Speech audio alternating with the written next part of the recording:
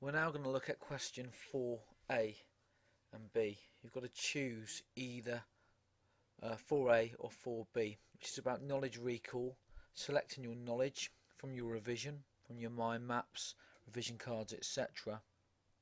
of a certain period studied. Remember, for this whole assessment, this whole examination, Unit 1 of the Cold War, you've got 1 hour 15 minutes. So this question has to be done very quickly, in about 5 minutes. Remember to support every point you write about the P paragraph model.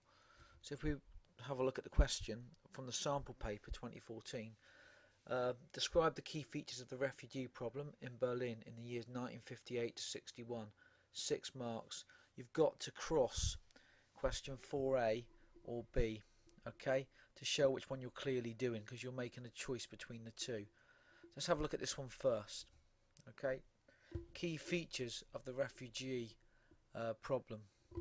One feature of the refugee problem was that it led to the loss of skilled workers from communist East Germany. That's your point made. Then back it up with evidence and explain. Berlin was an easy place for East Germans to cross into West Germany. In capitalist West Germany, skilled workers could earn much higher salaries than those in the East, and this encouraged them to cross. In 1958, Khrushchev tried to stop this by saying Berlin belonged to East Germany. And then, just to guarantee the marks, another key feature of the refugee problem was that it showed just how unpopular the East German government was. West Berlin was seen as a place of freedom, and this was highly attractive to the poorer East Germans who wanted more democracy and freedom. This was not a good endorsement of communism for Khrushchev.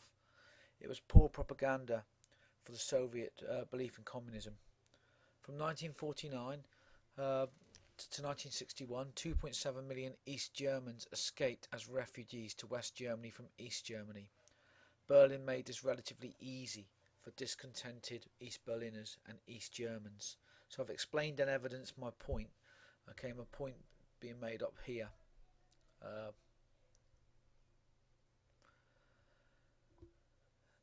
I've done that twice. I've guaranteed to bag 6 marks. Let's have a look at the next question. Key features of the Intermediate Range Nuclear Forces, the INF Treaty 1987.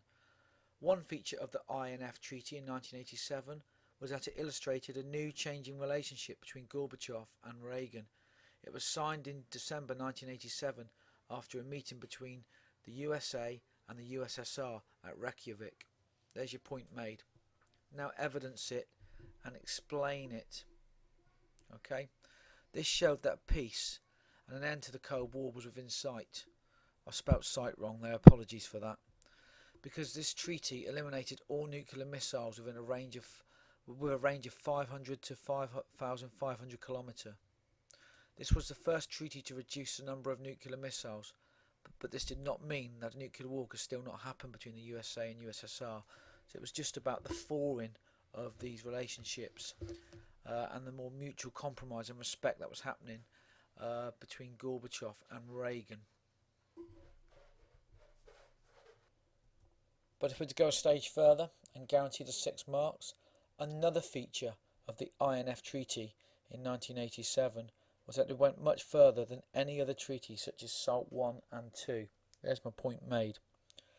That the previous agreements between Russia and America to limit the amount of nuclear weapons they were going to produce, not to start scrapping nuclear weapons.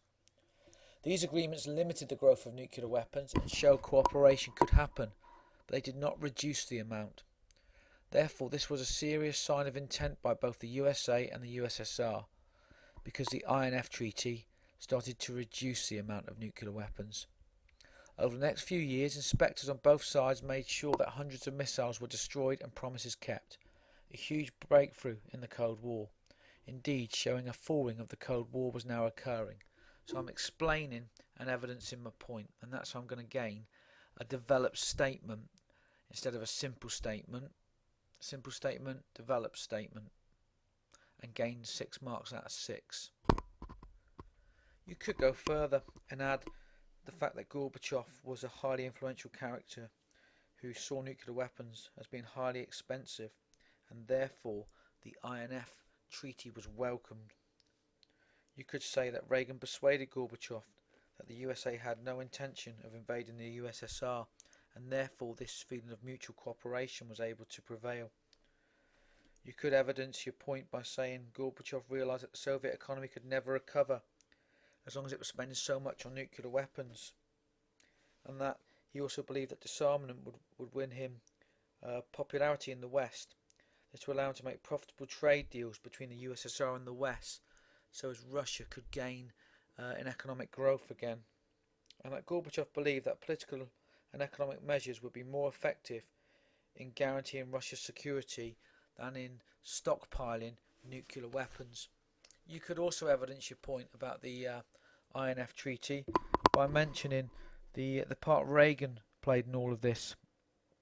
He knew that American public opinion was against another arms race. He had to save money himself, due to the recession that America was going through, the worldwide recession. He also did not want the USA to be seen as a brutal bully. Therefore, because there had been large-scale demonstrations across Western Europe against the sighting of US missiles there.